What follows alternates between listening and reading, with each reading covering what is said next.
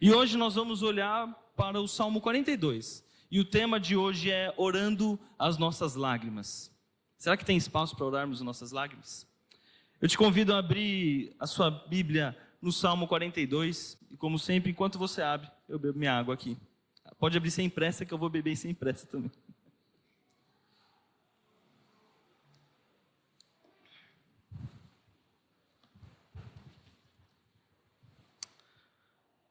Versículo 1 do Salmo 42 diz assim: Como a corça anseia por águas correntes, a minha alma anseia por ti, ó Deus.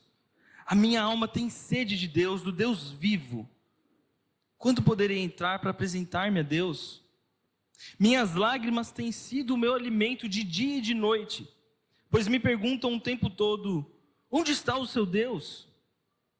Quando me lembro dessas coisas, choro angustiado, pois eu costumava ir com a multidão, conduzindo a procissão à casa de Deus, com cantos de alegria e de ação de graças, entre a multidão que festejava.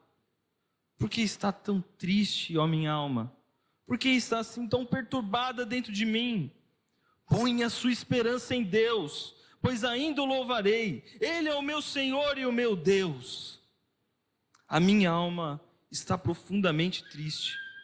Por isso de ti me lembro desde a terra do Jordão, das alturas do Hermon, desde o monte Mizar. Abismo chama abismo ao rugir das tuas cachoeiras. Todas as tuas ondas e vagalhões se abateram sobre mim. Conceda-me o Senhor o seu fiel amor de dia, e de noite esteja comigo a sua canção. Essa é minha oração ao Deus que me dá vida. Direi a Deus, minha rocha: por que te esqueceste de mim? Por que devo sair vagueando e pranteando, oprimido pelo inimigo? Até meus ossos sofrem agonia mortal, quando os meus adversários zombam de mim, perguntando-me o tempo todo: onde está o seu Deus? Por que você está tão triste, ó minha alma? Por que está assim tão perturbada dentro de mim? Põe a sua esperança em Deus, pois ainda o louvarei. Ele é o meu Senhor e o meu Deus. E esta é a palavra de Deus. Vamos orar mais uma vez? Pode curvar sua cabeça e fechar os seus olhos. Senhor Deus, ao lermos um salmo tão importante, somos confrontados com uma triste realidade. A realidade de que as lágrimas virão. A realidade de que sentimos dor. A realidade de que nem sempre as palavras traduzem o que sentimos. E choramos. Nos ajuda nessa manhã, Deus, a aprender a orar nossas lágrimas. A aprender a colocar diante do Senhor, do nosso Deus, do Deus que nos dá a vida, como o salmista orou aqui. Nos ajuda e nos ensina a orarmos nossas lágrimas. Nos ajuda a abrir o nosso coração. Que o Teu Espírito Santo abra o nosso coração para a Tua palavra. E que possamos aprender a orar nossas lágrimas. Aprender a colocar a esperança em Ti. Assim oramos no nome de Jesus. Amém. Não sei qual contexto que você viveu ao longo da sua vida. Se você já vem de igreja desde que nasceu, como eu. Se você está tendo suas primeiras experiências dentro de uma igreja evangélica. Se você tem aprendido sobre a fé reformada agora. Mas a verdade é que em muitos contextos, lágrimas e tristezas não são bem vistas. Muitas vezes a lágrima pode ser de alegria, aí sim, se você está chorando porque é testemunho, glória a Deus. Agora se você está chorando porque está triste, tem algo errado. Será que não está faltando fé, irmão?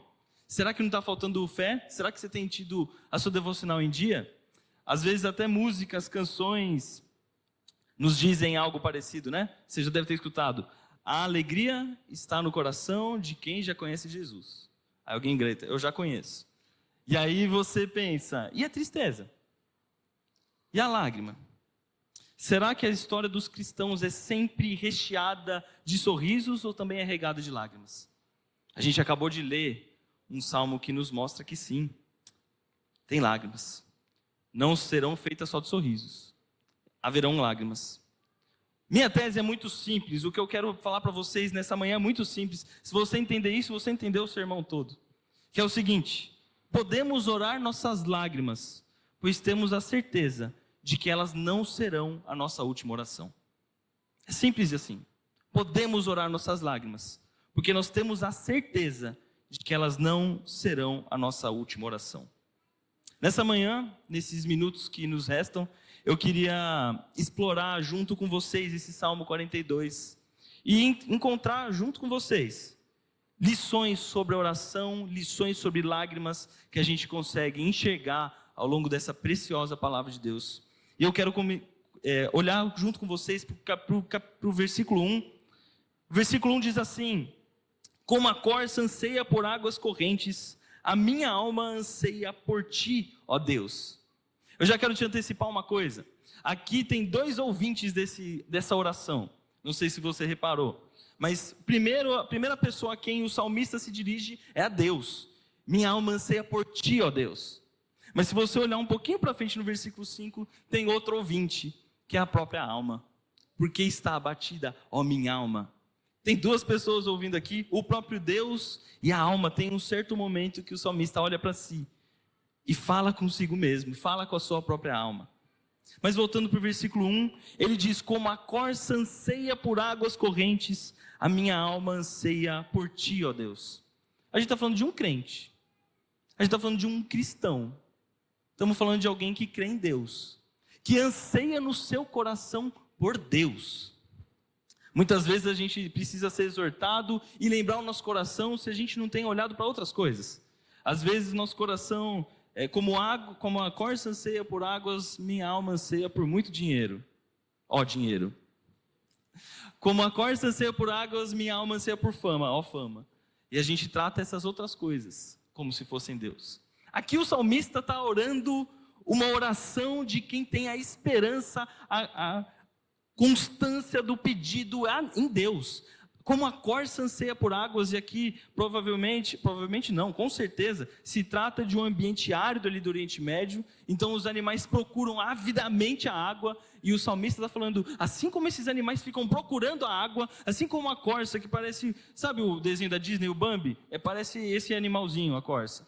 Assim como esse animal anseia por água, meu coração anseia por ti, ó Deus. A minha alma tem sede de Deus, o Deus vivo. Quando poderei apresentar-me a Deus? E aí ele fala no versículo 3: minhas lágrimas têm sido o meu alimento de dia e de noite. Primeira coisa que eu queria apresentar para vocês, meus irmãos, é que a fé em Deus não nos livra das lágrimas. Não quer dizer que você crê em Deus, isso não significa que você não vai sofrer. Não significa que não haverão lágrimas. Talvez o próprio fato de você crer em Deus seja o motivo de você chorar. O salmista é alguém que crê em Deus. Eu anseio por Deus. Veja a pergunta dele: quando eu poderei apresentar-me a Deus? E aí ele diz: minhas lágrimas têm sido o meu alimento de dia e de noite. E aqui a gente vê de forma poética o salmista dizendo que não é um choro qualquer. Não é uma angústia que ele consegue conter. Não é algo que faz com que ele consiga controlar. As lágrimas têm sido o alimento dele. No sentido de que elas são constantes. Diariamente eu preciso delas. E ele fala: de dia e de noite eu estou angustiado. E essa pregação é para você, meu irmão, que precisa esconder o choro. É para você que imagina que a fé cristã é uma fé que não aborda, que não tem espaço para o choro, para a tristeza. Deus ouviu quando você chorou. Deus viu quando você se escondeu no banheiro para chorar. Deus sabe quando o seu travesseiro, como o Jeff orou, está cheio de lágrima. Tem espaço para isso. O salmista está dizendo exatamente isso. Eu creio em Deus, mas isso não me livra das lágrimas. E lágrimas abundantes, lágrimas que doem. Há espaço para o choro, meu irmão. Deus escuta o choro. Deus vê sua lágrima. Ele sabe o que você está vivendo. E se não bastasse a própria dor, o próprio sofrimento, algo acontece. Porque no meio do choro dele, veja o versículo 3, ele diz assim: pois me perguntam o tempo todo, onde está o teu Deus? Como cantamos e oramos, onde está o teu Deus? Quando a gente está no momento de mais sofrimento, aparece abençoado, para não dizer outra coisa, que vem e faz aquele comentário maldoso para derrubar. Aquele comentário de: não cria em Deus, como é que ficou doente? Não é crente? O que aconteceu? Você não é crente? Como é que você perdeu o emprego? Você não fala tanto de Deus, de Jesus, você não ora, você não jejua, você não está ouvindo louvor no meio do trabalho, como é que te demitiram? Onde está o teu Deus? E a dor aperta, né? Não sei se você já passou por isso, mas às vezes você não quer chorar na frente de alguém. Só que tem situações que são quase que incontroláveis para a gente. E aí você chora. E ao invés de você encontrar o consolo, alguém vem e diz: ah, olha o crente aí. Olha o crente, falou que era crente. Falou que Deus ia guardar, falou que Deus ia salvar, falou que Deus ia cuidar de tudo. E está doente, né? Pois é. Esses comentários doem, machucam. E ele coloca isso aqui: pois me perguntam o tempo todo, onde está o teu Deus? E ele está levando isso ao próprio Deus, repara. Ele fala: Deus, minha alma anseia por ti, mas minhas lágrimas têm sido meu alimento de dia e de noite. E estão me perguntando: Deus, onde está o teu Deus? Ele não está levando para si essa pergunta só. Ele está levando para Deus: Deus, estão me dizendo onde está o teu Deus. Ele está dizendo: Deus, onde está o Senhor? Mais para frente a gente vai ver que ele se sentiu desamparado. Às vezes, meus irmãos, a pergunta dos outros vira a nossa própria pergunta. Às vezes, no meio das lágrimas, nosso coração dói porque pessoas fazem questionamentos e perguntas que são provocativas. Mas, irmãos, eu queria chamar a atenção para vocês para esse próximo versículo, versículo 4. Ele diz: quando eu lembro destas coisas, eu choro angustiado, pois eu costumava ir com a multidão, e presta atenção, conduzindo a procissão à casa de Deus, com cantos de alegria e de ação de graças, entre a multidão que festejava. Sabe o que isso quer dizer? Que não é só crente, quer dizer, que crente ora, que crente chora, que crente sente dor. Mas esse salmista era alguém que liderava a adoração, alguém que conduzia a procissão. Meus irmãos, a verdade é simples: líderes também choram. Mães e pais também choram. Pastores também choram. Eu vou para o próximo ponto, senão eu vou chorar aqui. Mas é verdade, pastores também choram. Há espaço para isso, meu irmão. Você não precisa esconder o teu choro, você precisa levar a Deus o teu choro. Mas é importante a gente olhar para como eu falei, o próximo ponto, senão eu vou chorar aqui. Mas momentos de tristeza e de choro permitem que a gente olhe para dentro. Permite que a gente pare um pouco a nossa vida e olhe para o nosso próprio coração. E eu quero convidar vocês a olhar para esse versículo, que é um versículo chave desse salmo, versículo 5. Ele diz assim: por que você está assim tão triste, ó minha alma? Por que está assim tão perturbada dentro de mim? Ele está se perguntando, ele está olhando para si mesmo: ó minha alma, por que você está assim nervosa? Por que você está assim? A palavra hebraica aqui é ramá, e tem o sentido de tumulto. Por que você está tumultuado, ó minha alma? Eu não sei se você já passou por isso. Algumas semanas atrás eu passei por algo parecido. Eram tantas emoções difíceis de traduzir, que parecia um tumulto. Parecia a estação da Sé, 6 horas da tarde. É um monte de gente batendo, um monte de emoções se cabeçando, se batendo, e a gente não sabe estruturar isso, a gente não sabe dizer. É o tumulto, é ramar. Por que minha alma está assim? E a pergunta dele é: como é que pode eu que creio em Deus estar assim? Talvez sua pergunta seja essa: eu não posso estar tenso assim, eu não posso estar triste assim, eu não posso estar tumultuado, porque eu creio em Deus. Eu creio em Deus. E essa é a vida do cristão, essa tensão não vai embora por enquanto, irmão. Aguenta firme, vai dar certo. Mas a tensão está aí, e não quer dizer que você não tem fé.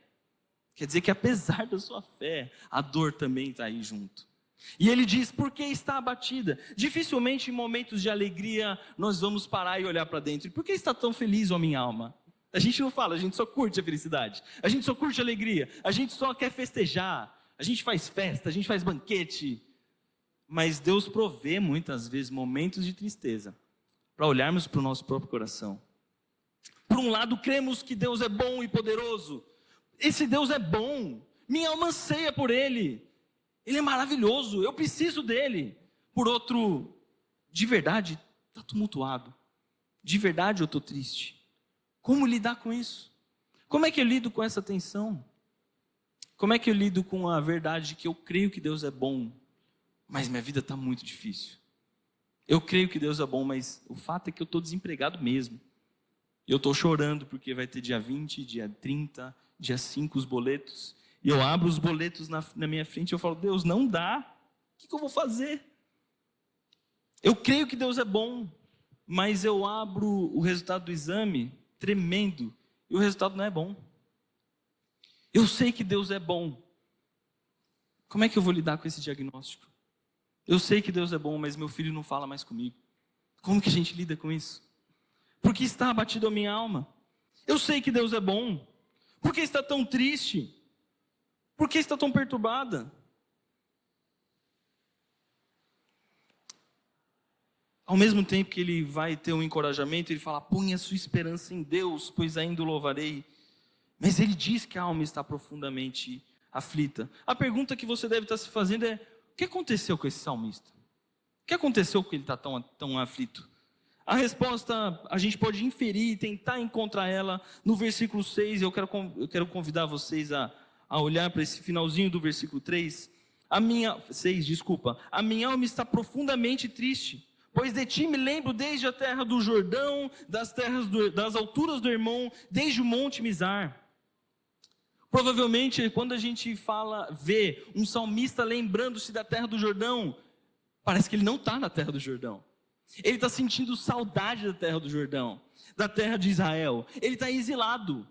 Provavelmente é por isso que no versículo 2 ele fala, quando poderei apresentar-me a Deus? Quando que eu vou poder novamente realizar o meu culto ao Senhor? Porque eu estou num lugar que eu não posso. Quando o meu coração dói por isso, eu lembro da terra do Jordão.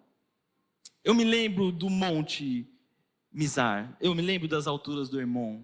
Ele se lembra por estar em algum lugar que ele não está mais. E isso faz com que ele chore de dia e de noite. Talvez você se pergunte, beleza, mas eu não estou assim. Eu não tenho saudade de lugar nenhum. Eu nasci em Guarulhos, vivi em Guarulhos e estou em Guarulhos. O que isso tem a ver comigo? Meu irmão, eu preciso te lembrar que você é peregrino, como eu. Você não está no seu lar. Desde quando fomos expulsos do Éden, quando a gente escolheu o pecado, nós fomos expulsos de casa, tá? A gente nunca mais vai se sentir no lar até que Deus nos chame de volta para o lar. Fomos tirados da presença do próprio Deus, da presença de Deus, onde Adão, Eva e Deus se encontravam diariamente. E depois do pecado, houve uma ruptura nesse relacionamento. O pecado entrou. E eu quero te antecipar isso. A fonte de todas as lágrimas é a distância de Deus. Por quê? Porque por conta do pecado você vive o que você vive hoje. Por conta do pecado você tem que transpirar para manter sua casa. Por conta do pecado você tem que lidar com enfermidade. Por conta do pecado você lida com a ansiedade. Por conta do pecado você lida com a ruptura do seu casamento. Por conta do pecado, meu irmão. No final de contas, você é como o salmista que sente saudade de um outro lugar. Você é como o salmista que está estrangeiro e está ansioso por apresentar-se a Deus novamente. Talvez você não tenha percebido isso. Talvez você pensou, é a vida, né? Mas não. A fonte, o início de toda a lágrima é no jardim. O jardim, quando nós fomos expulsos do jardim, nós ficamos separados do nosso Deus. Separados do nosso Deus. Mas, no momento em que ele está se perguntando, a própria alma, o versículo não termina aí, e eu quero chamar você de volta para o versículo 5, ele diz assim, por que você está tão triste, ó minha alma? Por que está tão perturbada dentro de mim? E aqui cabe o encorajamento, e ele diz assim, ponha a sua esperança em Deus, pois ainda o louvarei. Ele diz, Ele é o meu Senhor e o meu Deus. Meu irmão, talvez você esteja vivendo um desses momentos de lágrima profunda. Talvez você esteja vivendo algo que o salmista também falou, que é, as minhas lágrimas têm sido o meu alimento de dia e de noite. Há pouco tempo atrás eu falei com uma pessoa que estava vivendo um luto profundo. E ela falou, minha lágrima secou, de tanto que eu chorei. Eu chorei. Deu dor de cabeça de chorar. Era uma perda do marido dela, depois de 40 anos de casamento. Chorei. Eu acordei de manhã com dor de cabeça, querendo chorar, a lágrima secou de tanto que eu chorei. O sentimento às vezes é esse. Talvez você esteja assim essa manhã, ou talvez você esteja saindo de um momento de luto. De qualquer forma, meus irmãos, o que a gente pode fazer hoje ao orar as lágrimas é ecoar o que o salmista falou para si mesmo. Ponha a sua esperança em Deus, pois ainda o louvarei. Ele é o meu Senhor e Ele é o meu Deus. Esse ainda o louvarei está doendo. Não quer dizer que não está doendo. Eu vou louvar não porque passou a dor. Esse ainda quer dizer, está doendo, mas eu vou louvar. Está doendo, mas eu vou lembrar para minha alma quem é o meu Deus. Está doendo, mas eu vou lembrar a mim mesmo. Ele é o meu Salvador. Ele é o meu Deus. Eu não estou desamparado na minha lágrima. Eu não estou desamparado nessa dor. Ele é o meu Senhor. Talvez você precise falar para si mesmo nessa manhã, ecoar esse mesmo versículo. Ponha a sua esperança em Deus. Eu ainda o louvarei em meio às lágrimas. E esse refrão é tão importante. E por que ele é um refrão? Olha comigo o versículo 11. É exatamente as mesmas palavras. Põe a sua esperança em Deus, pois ainda o louvarei. Ele é o meu Salvador e meu Deus. O fato de ser um refrão nos mostra que ele precisa continuamente se lembrar dessas verdades. Ele precisa continuamente olhar para o seu coração, perguntar o motivo dessa dor, perguntar o motivo porque está tão tumultuada, e depois lembrar a si mesmo: a sua esperança não tem que estar nessa situação, sua esperança não tem que estar na resolução, sua esperança está em Deus, e eu ainda o louvarei.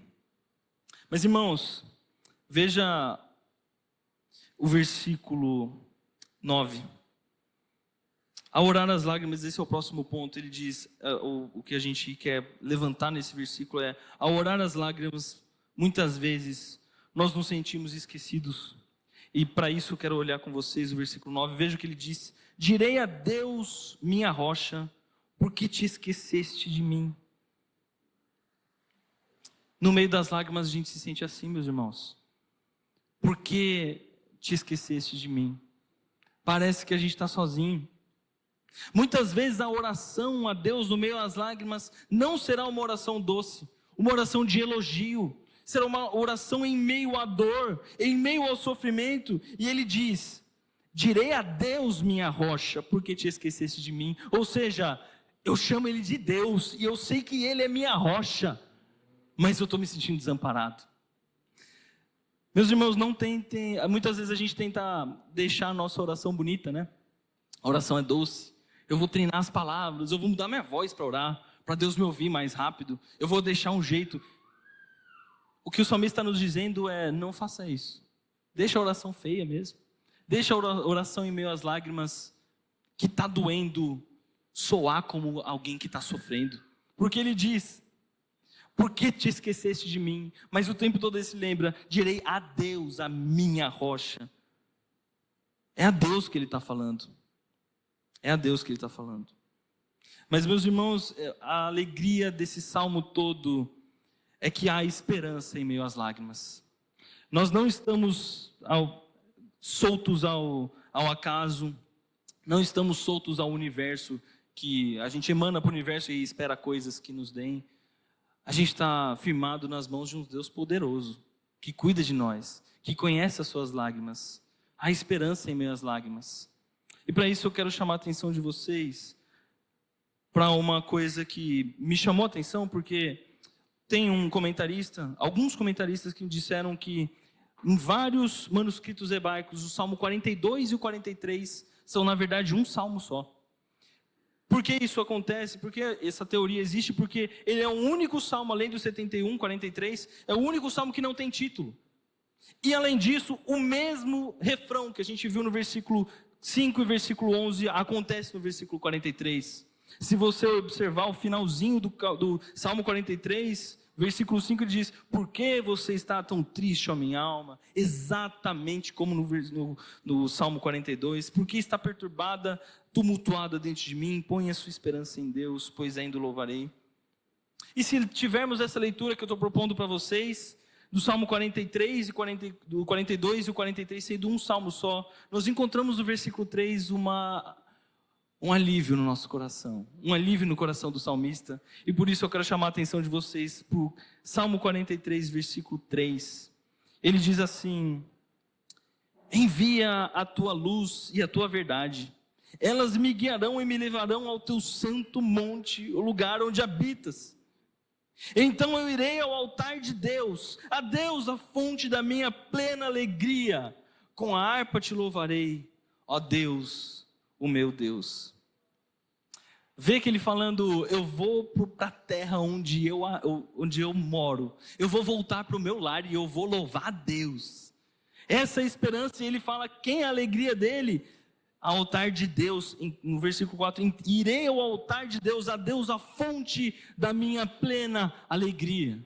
Se estamos imaginando que esse é o mesmo Salmo 42 e 43, então nós vemos não apenas alguém que se encoraja, mas alguém que tem esperança, esperança que vai voltar a ver Deus, a apresentar-se a Deus. Tem um teólogo que, ao comentar isso, fala algo muito interessante. Eu quero ler para vocês a frase. Ele diz assim: o salmista olha adiante e antecipa a alegria com que cultuará a Deus em Sião. No lugar da dor e tristeza, haverá uma nova compreensão sobre quem Deus é. Ele é a alegria e o deleite, o digno de louvor daqueles que podem dizer a seu respeito: Deus, o meu Deus. No final de contas, vemos no Salmo 43 o descanso do Salmo 42, o descanso da esperança de que eu vou habitar lá, eu vou encontrar o descanso para minhas lágrimas. Essa semana eu assisti um filme no cinema, recomendo. Eu vou dizer, vai ter um pequeno spoiler, mas é um spoiler óbvio, então eu me dou essa liberdade. O filme se chama O Som da Esperança e o tema é sobre adoção. Famílias de uma igreja que adotaram muitas crianças. Em um momento marcante do filme, uma das cenas mais importantes, uma criança dentro de um carro sendo levada para a família que a adotou.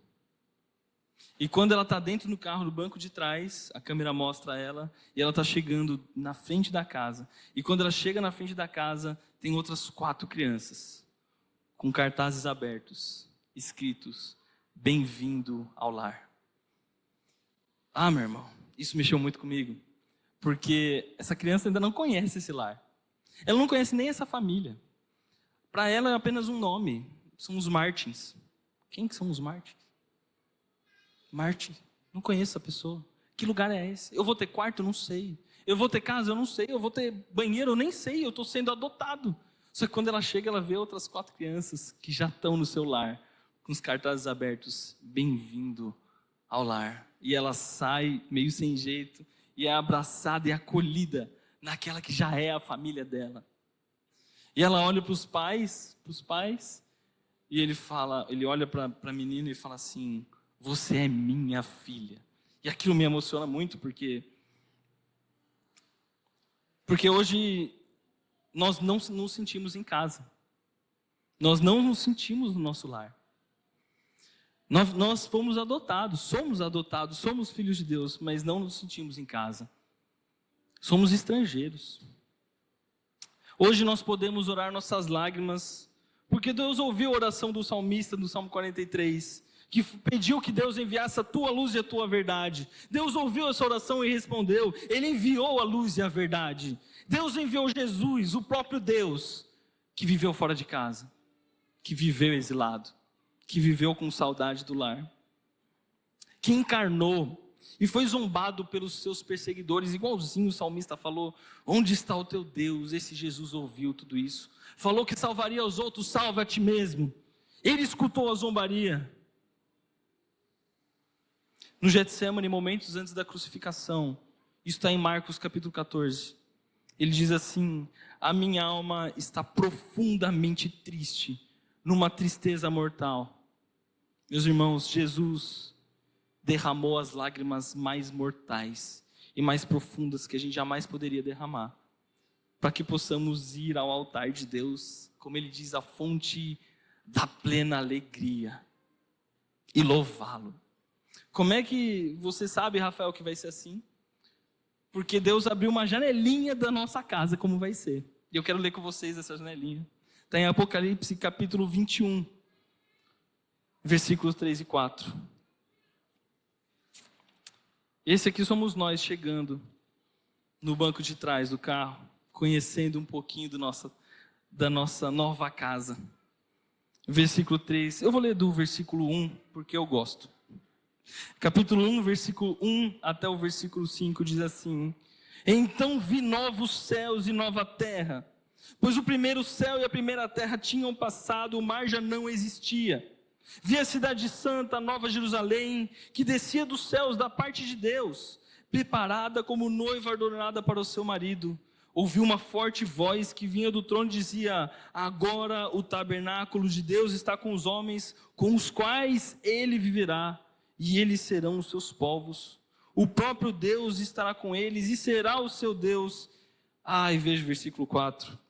Ele enxugará dos seus olhos toda lágrima. Não haverá mais morte, nem tristeza, nem choro, nem dor, pois a antiga ordem já passou. Meu irmão, esse versículo 4 é maravilhoso, porque a gente vê as lágrimas sendo enxugadas, né? Mas a ênfase não está na lágrima sendo enxugada. A ênfase é em quem enxuga as lágrimas. Ele mesmo enxugará suas lágrimas. Ele não está mandando um anjo enxugar suas lágrimas, não. Ele não está falando, vai secar, relaxa, agora não tem mais choro. Ele não está falando, não precisa chorar, está tudo bem. Não, meu irmão, aquele que chorou no Getsemane vai enxugar a sua lágrima e a minha lágrima. É verdade, muitas vezes a gente anseia por águas correntes, como o salmista falou, né? E às vezes a gente encontra o versículo 7 que fala: abismo chama abismo, a rugir das suas cachoeiras, todas as suas ondas e vagalhões se abateram sobre mim. A gente espera com uma corça, uma corrente, e às vezes a gente encontra a cachoeira caindo em cima de nós. A gente pediu para Deus água, dá água, Deus. E Ele fala que as tuas cachoeiras, os teus vagalhões se abateram contra mim. Mas quando você entende que esse Deus vai enxugar todas as lágrimas, nosso coração se acalma, porque a gente vai encontrar o nosso verdadeiro lar. A verdade é que a lágrima e a dor é a saudade de um lugar que a gente ainda não foi. Porque você se lembra, toda lágrima surge e começa a partir da ruptura com o próprio Deus. E ela será enxugada ao encontrarmos eternamente com Deus novamente. A lágrima começou no jardim, será enxugada na nova cidade. Deus é muito bom com a gente. Eu espero que você saia nessa manhã com a certeza de que pode chorar as lágrimas. Não tem problema chorar as lágrimas. Você não precisa se esconder para chorar suas lágrimas, embora tenha momentos que a gente precisa ficar sozinho para chorar. Não é um problema chorar sozinho. O problema é esconder de Deus a lágrima. O problema é colocar uma máscara para orar para Deus. Não tem problema. Chore as suas lágrimas. Mas por que você pode chorar? Porque elas não serão sua última oração. Sua última oração será louvar a Deus que enxugou todas as suas lágrimas. E o melhor de tudo é que foi Ele que enxugou. Não foi alguém, não foi um qualquer, foi Ele que enxugou. Um dia, meu irmão, nós nos iremos daqui. Um dia voltaremos ao lar e a gente vai estar num banco de trás. Irmãos e irmãs de todas as eras estarão com cartazes abertos para nós, escritos: bem-vindo ao lar. Se você anseia por esse dia, assim como eu, te convido a orar. Pode curvar sua cabeça e fechar seus olhos. Senhor Jesus, quantas coisas maravilhosas que a Tua palavra tem para nós. Quanta coisa boa que a gente pode ler e ouvir. Mas o principal de tudo é a gente conhecer ao Senhor nisso.